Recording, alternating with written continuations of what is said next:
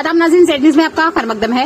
SSP Poonch Rohit बसकोत्रा ने जिला पुंछ के लोगों को होली के त्योहार और शब बारात की मुबारकबाद दी और लोगों से अपील की है कि आपसी भाईचारा कायम रखें।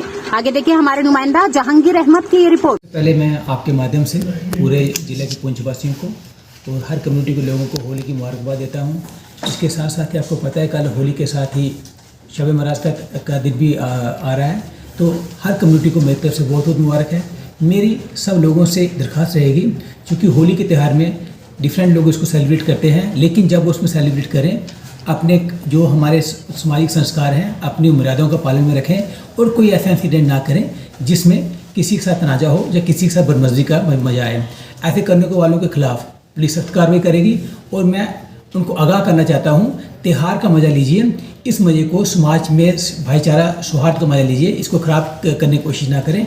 ऐसा करने वाले के खिलाफ सख्त कार्रवाई की जाएगी। तो सर सिक्योरिटी के भी पुख्ता बंदोबस्त किए होंगे ऐसे? इसमें सिक्योरिटी के बहुत अच्छे इंतजाम होंगे, हमारे अफसर सारे ग्राउंड पे होंगे और इसके साथ साथ डिफरेंट जगह पर जो मेन इंस्टॉलेशन हैं शहर पुंछ की, वहाँ पर डिप्लॉयमेंट होगी और चाहे वो किसी भी इलाके में हो पुख्ता इंतजाम होंगे।